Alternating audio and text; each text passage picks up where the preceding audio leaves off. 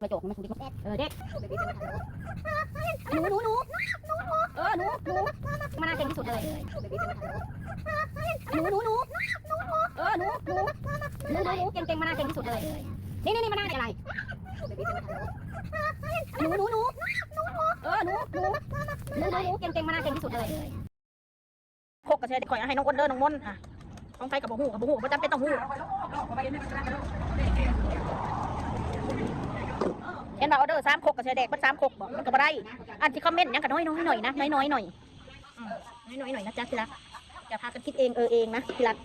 เกลียดเรามากนะเรื่องมือถือเรื่องแท็บเล็ตนี่ก็คือกันพอบ่ได้ว่าสิให้มันมารับผิดชอบห้างก็ห้างไปมันต้องมาออกซอยข่อยยังไม่ได้บอกเลยว่าให้มาออกซอยข่อยไม่ได้ต้องการหรอกเอาไปไหมลูกละเพื่อนน่ะให้เพื่อนเอากันเอาไปมาอาศัยเขาแล้วจะให้เขารับผิดชอบอีกเห็นแล้วว่าน้องเมฆทำมันอยู่น้ำกันกับมาดามาดามันคนแพงฟองมันอยู่แล้วอาชีพว่ามันแตกอยู่แล้วนะคือมันหลุดมือมันจะแตกนะมันไม่ได้โยนมันอ้างกันนี้คือกันได้อยู่บ่ได้กูก็สิทุบทีมยูแท็บเล็ตนะไม่ต้องมาเบ้าดอกเรื่องมือถือนะไม่ต้องอันนั้นมาเบ้าเลยบ่ได้ให้มันมารับผิดชอบว่าเพื่อนมันมาอาศัยกูสิบอกไปเลยกูก็อาศัยกูยอมรับว่ากูอาศัยแต่กูไม่ได้อาศัยเงินในกระเป๋าให้บอกกูคืนเขาแล้วรถนั้นบอกไปเลยกูก็อาศัยกูยอมรับว่ากูอาศัยแต่กูไม่ได้อาศัยเงินในกระเป๋าเขากูก็อาศัยมึงอยู่มึงนอนแน่รถล่างแน่กูก็ใส่รถกูหายไปใส่บอกกูคืนเขาแล้วรถนั้นกูอยากเป็นภาระกูคืนเขาแล้วโอเคนะใส่กูสิบอกไปเลยกูก็อาศัยกูยอมรับว่ากูอาศัยแต่กูไม่ได้อาศัยเงินในกระเป๋าเขากูก็อาศัยมึงอยู่มึงนอนแน่รถล่างแน่กูก็ใส่รถกูหายไปใส่บอกกูคืนเขาแล้วรถนั้นกูอยากเป็นภาระกูคืนเขาแล้วโอเคนะ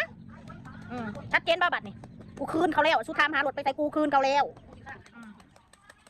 อยากขู่ป่ะกูบอกเลยเด้อว่ารถกูคืนเขาแล้วสู้ต้องข้ามหาจบแล้วไม่ต้องมาบอกไม่ต้องให้มันขี่นะให้มันเดินเองอยากขู่ป่ะกูบอกเลยเด้อว่ารถกูคืนเขาแล้วสู้ต้องข้ามหาจบแล้วไม่ต้องมาบอกไม่ต้องให้มันขี่นะให้มันเดินเองแบบนั้นสู้อย่าเบ้าคือว่ากูนี่บ่มีความดีกับน้องกับหนุ่มนี่เบ้าใส่กูนี่นะสู้เบ้าให้กูนี่คือกูม้าตัวหนึ่งเลยเนี่ยคำเบ้าคำจาของสู้น่ะคือกูว่าเป็นคนนี่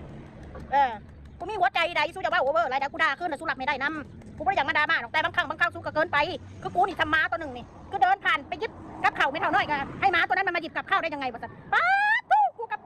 ไม่เท่าน้อยกูมียังกูก็ซื้อให้กระฟอกกาแฟพวกเท่าวันกูก็ซื้อให้เรากูไม่ได้เคยแบบสิมาแบบบ่ซื้อให้เขากินกูก็ให้ในส่วนของกูให้กูมันจะเป็นรายงานสู้บอกมันก็มีความดีต่อกันแหละแล้วถ้าไปทัดไม่ต้องเบารู้นะของกูเสียหายไม่ต้องให้มันรับผิดชอบกูรับผิดชอบเองแต่ของคนอื่นเสียหายกูรับผิดชอบให้แค่นั้นแหละบ่มีกูก็เสียหายกูนี่ยืมสินมาใส่ให้กูต้องมาเดือดร้อนหรอกคือกูมาอยู่เนี่ยแหละค่าน้ำค่าไฟถึงเวลากูจ่ายเองกูต้องมาบอกกูหูเบิดคนเป็นคนกูมีอยู่ในหัวจิตใจสำนึกกูมันมีเบิดกูมานั่งเฮ็ดฟรีๆแบบนี้ดอกมันนี่กูก็ขายถึงบ่มีออเดอร์กูก็ได้ขาย6 7 คกแล้วมันนี่หัน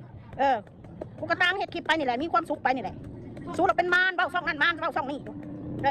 ไม่ต้องไปถ่ายมันนะไม่ต้องไปนู่นนะไม่ต้องไปถ่ายมันถ่ายกูนี่หรอวะจะไปยอดวิวสู้แต่เขาไปด่าเขาไม่ได้ถ่ายเขาไม่ได้เขาไปด่าก็ด่าบนน้ำใจบ่มีกูอยู่ในหันเขาบ่ม่วนมาสั่นซะถ้ากูมีอยู่ในคลิปนั้นม่วนมาสั่นซะมีกูอยู่ในคลิปให้กับม่วนเพราะด่าหักได้ม่วนเด้อีม้าจังสั่นอีม้าขี้กันจังสั่นจังสี่เบาใส่กูโอ้ยมีแต่พวกมึงนี่อีพวกม้านะสมองม้าเป็นยาคุ้ยนะสู้นะ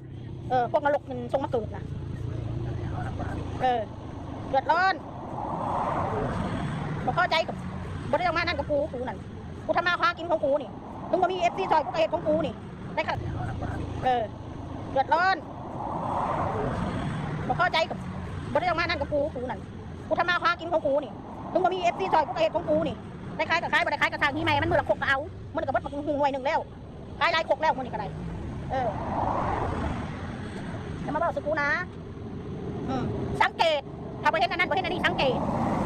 นั่นสิสังเกตนั่นสมบัติพอซื่อๆให้กูบอกซื่อๆจะมาสนใจเรื่องของกูแท้ต้องไปแล้วสอบไปของตัวเองสอบของตัวเองว้าต้องไปแล้ว